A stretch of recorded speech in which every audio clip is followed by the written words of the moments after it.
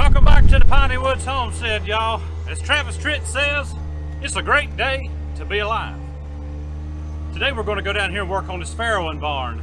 I got to get this extension done because, y'all, Rosie, she's 6 foot long and this thing's only 6 by 8, and we're going to make it about 10, 12 by 8, something like that time we get done. We're going to start on the demo portion of it today, get some boards taken off the front of that structure, reuse those boards so we're not having to mill a bunch more lumber, and just reframing out the new structure so that it's going to be great for Rosie and Dixie and any other gilts and sows that we have as the years go by. And a little bit later I'll take you and show you the golden fryer chicken coop. Lisa and I got that thing knocked out the other day. Didn't film any of it. I told her, I said, let's just work. Let's just get out here and work, and we enjoyed doing that together. But guys, let's get on down here to the farrowing barn and see what we can take apart. Hopefully it goes easy.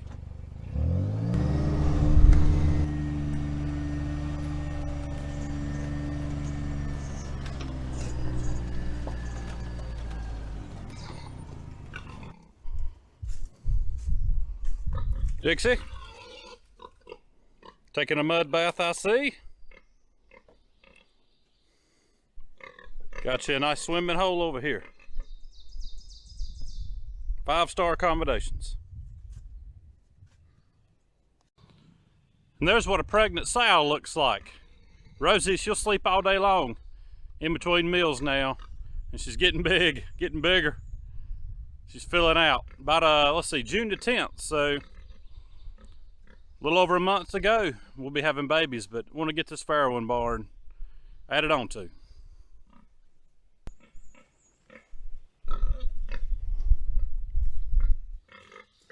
This little farrowing barn, it did a really good job on her first litter, but she's a little bit bigger of a pig now, hog, than she was. So we're going to actually pull the front of that building this way about 4 feet. And that's going to give her plenty of room to be able to get up, walk around a little bit better, and hopefully avoid stepping on some piglets. And she should do even better now that this is going to be her second litter as far as taking care of those babies.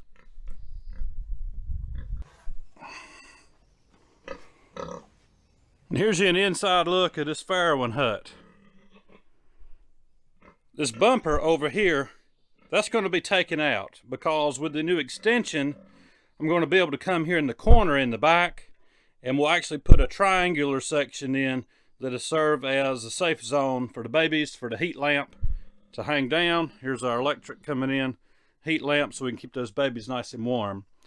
But it's already got bumpers all the way around it. You see these 6x6s? That's the base of this building. And Rosie, when she comes in here, we'll provide her with some nesting material. She'll actually build it up. It'll look like a saucer in here by the time she gets done. But what we're doing is taking these front boards off. Hopefully it goes fairly smoothly. And we're going to extend this whole thing. So let's get started in a little bit of demo. Hopefully this will go pretty easy. I put all this siding on the front with ring shank nails, so I'm hoping I can get them out pretty easy.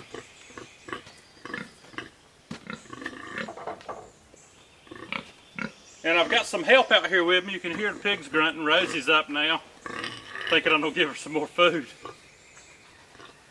She'll lay back down in a minute. Okay. Did I bend them over? Oh, I bent them all over on the back side. Well, let me get these bent over and then we'll try to pop some boards off. I missed one. Come through.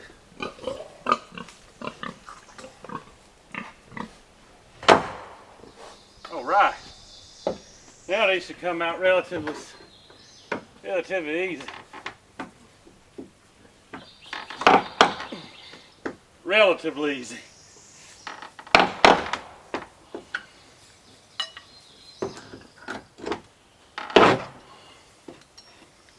And hopefully I can bend these back out and reuse them. We try to reuse everything around here.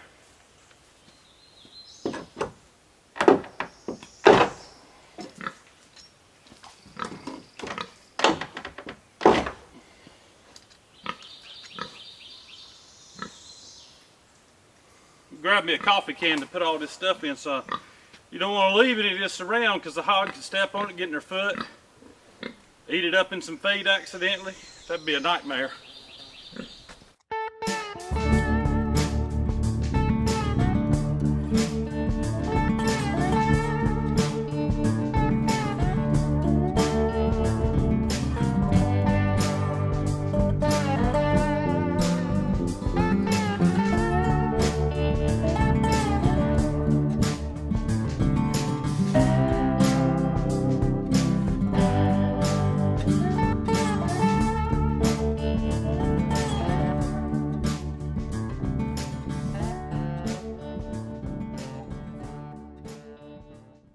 I may be losing parts of these boards just because part of taking stuff down, but I'll be able to reuse the majority of them.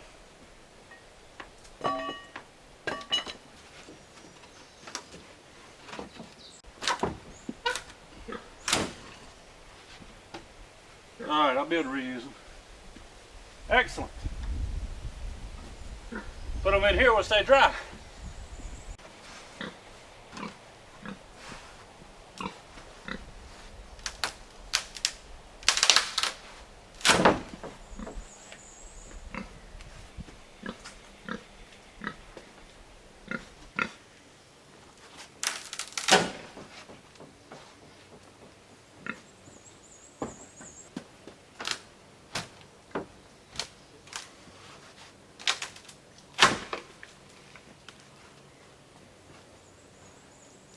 Believe that one can stay.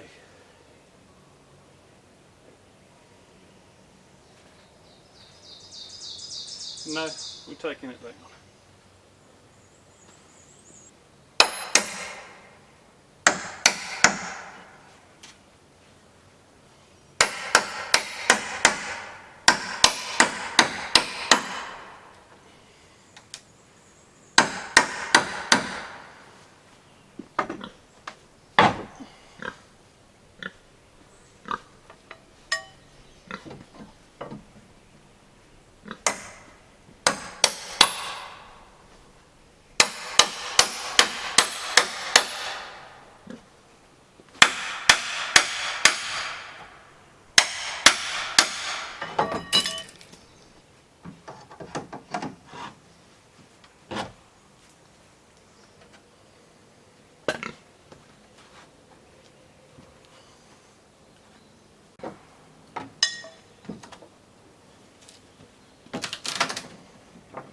Good.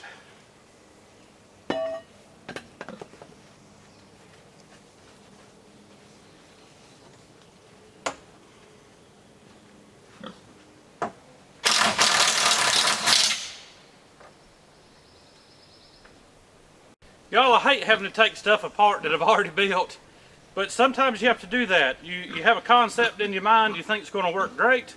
It works pretty good, but then you find out something will work better. So that's why we're doing this addition on this. We know that it's going to work better. So we want things to work better around here, not worse.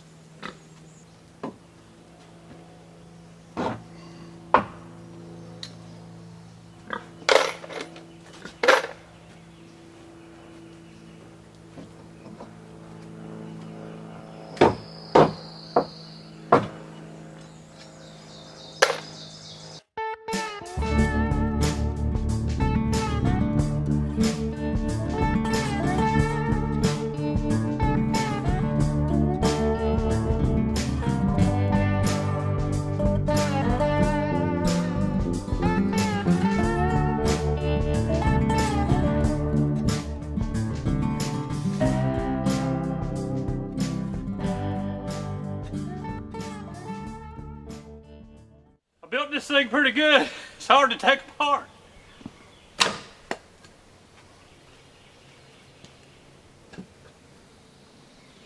All right, that's looking good. Looking good, looking good.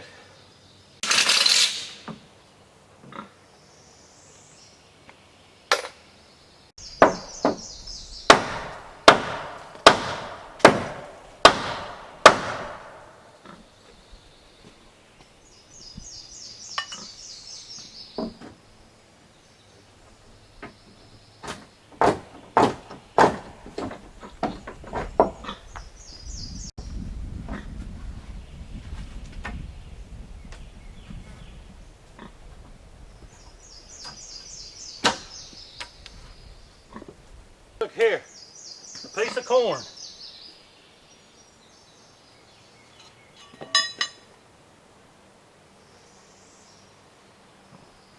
Fix it. There's corn. 2 pieces. So this right here gives you an idea of what we're doing. It's going to be pulled out about 4 to 5 feet. There'll be a half wall in the front and on the sides, instead of completely walling it up like the structure originally was. And we're doing that for a little increased airflow as well as better visibility during the daylight hours, so we can see what's going on with the pigs. This front gate will still be on the front, just be pulled out 4 to 5 feet. And the side gate will now be a side entrance into the farrowing barn, which will make it a whole lot easier when it comes time to cut these boar piglets, to castrate them, to be able to separate Rosie out, lock her out, pick up a piglet, take care of business without her going crazy, and us being able to get out of there without her wanting to eat us when we're done. Because they will get rowdy when you're messing with your piglets. Alright y'all, so that's as far as I wanted to take this today, and you can see where I'm going with it.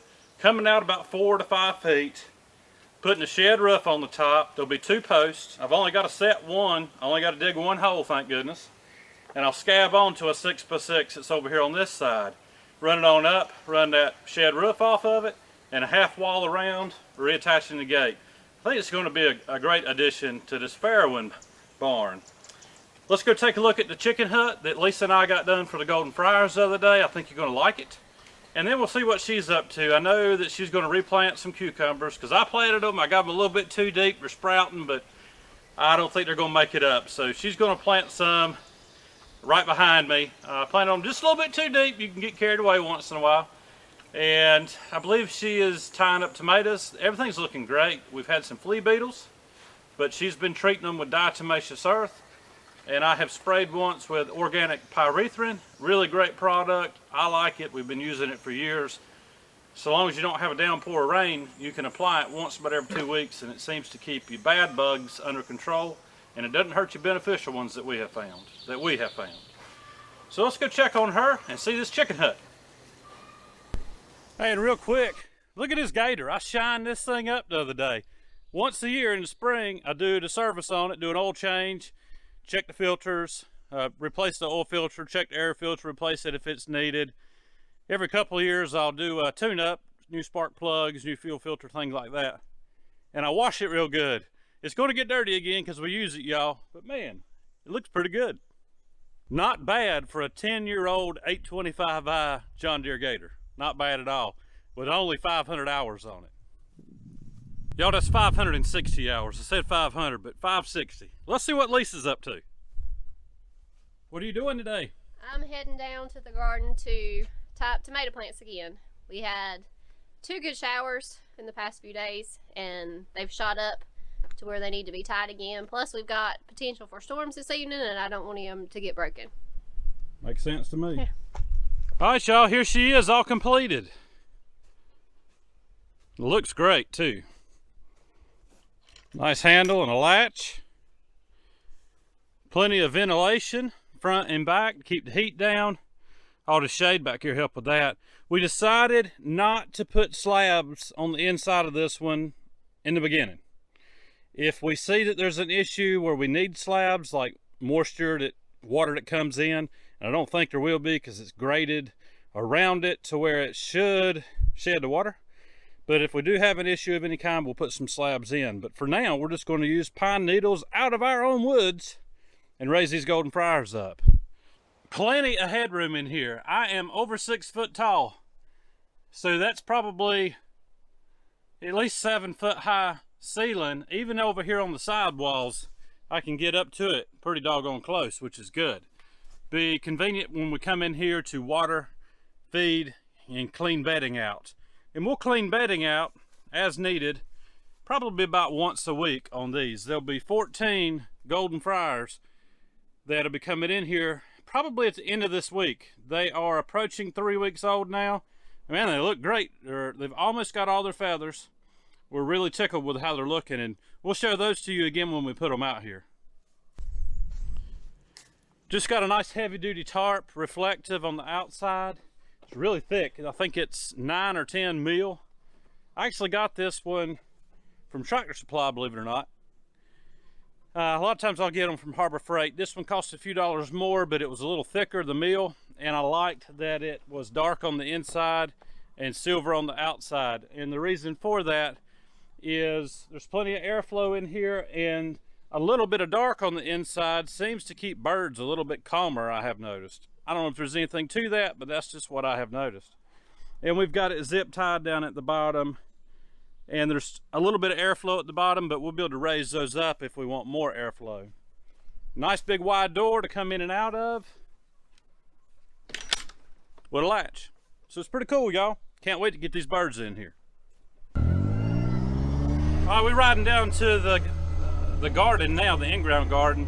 And y'all, about this gator, they are handy to have, whether it's a gator, a mule, or a knockoff brand. Something that helps you get water moved to animals, feed. We use it every single day. And if we had to do all this by hand, it would be a bum deal. But Lisa uses it all the time. I use it all the time. We could pull the tractor out and put a trailer behind it to do this kind of work, but that'd take a month of Sundays. So it's really handy having something like this. And you know, it just takes a while to get yourself in a position where you can do it financially, but if you're able, get you a gator or something like it. It sure makes gardening and raising livestock a whole lot easier. Well, and we'll load up the corn when we pick it. We'll load the green beans. Oh yeah, everything we harvest out of here will go in the bed of this gator up to the house for processing, under a shade tree for picking beans off or whatever. So it's mighty handy to have something like this. Toting fence wire around, tools, picking up rocks. You know, we use this thing for everything. It's not a pleasure vehicle, although we find pleasure in it. We take a little ride in the evenings after supper a lot of times, check the fence line back in the woods, watch deer in the field, stuff like that. So they're pretty handy. And as you get older, you'll appreciate having tools like this to use. I don't know, I'm not old, so. Yeah, Lisa's not old. I'm getting old, but she's not old at all, y'all. She's still, how old? I don't know. Young at heart. Half my age, so 22. 22. Be roughly half. Oh, you're not. She does have a birthday coming up. And tell them what you got for your birthday or Mother's Day. Tell them what I gave you for Mother's Day. Well, it was something I asked for before I planted the tomatoes. It's an auger bit that is commonly used for planting bulbs, stuff like that, but it's also great for when you have to plant really deep tomato plants like what I had. And I wanted one before I was going to plant, and he said, oh no, post hole diggers are fine. And I think he kind of felt bad that I had to do those, you know, all 80 some with post hole diggers. Well, so and you didn't do them all. I helped, but still, yeah. I did majority. Lisa did the majority of digging those because I was planting all the seed out here. But I felt bad. I thought, you know what? It's simple. It's easy. I'm going to get her one. So now for any gardens that we do in the future, she can drill holes out. It'll be a whole lot quicker. Instead of taking a day to plant 85 tomato plants, it'll probably take you a couple hours. Yeah. So work smarter, not harder. That's the motto for the day.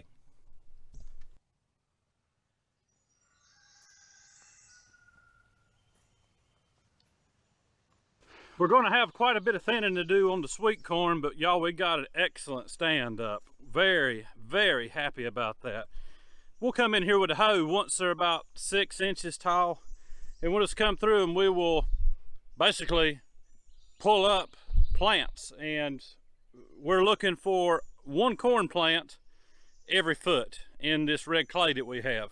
If you're in a loamier soil, a richer organic type soil like down in the eastern part of North Carolina and down along the Panhandle, you can get away with it probably closer than that. But we have found that in our area, about 12 inches apart on your corn plant is good. Now, as far as beans and things like that, we pack them in a row and they do just fine. Probably won't be able to see on the camera, but our Blue Lake beans and our lima beans, butter beans we call them, looks like we got close to 100% germination. I got a little bit thin in a row or two where I was running out of seed, but that's all right. We've still got plenty of them in here. And the tomatoes over here that Lisa has worked so diligently on for weeks, because she started this seed, I don't know, probably about 6 weeks before the last frost date. I started on the end of the last day of February. The last day of February, she just hollered at me, is when she started all of her tomato plants and peppers and things like that. So it's looking great, y'all, and she babies them, and that's a good thing, you know. Come out here and work your garden, keep it clean. We like keeping the weeds out. Some people will tell you that some weeds are beneficial. Maybe they are, but we like taking those weeds out because we don't want anything crowding our plants. And it just, you know, it's therapeutic to work in a garden. There's just something about it, to get out here and work, put your hands in the dirt and on these plants and work. Except for the tomato plants, they give me a rash. So Lisa does most of that work. Let's have long sleeves and gloves on. Trying to prune them a little bit. Pruning. Yeah, and suckering the ones that are my indeterminates.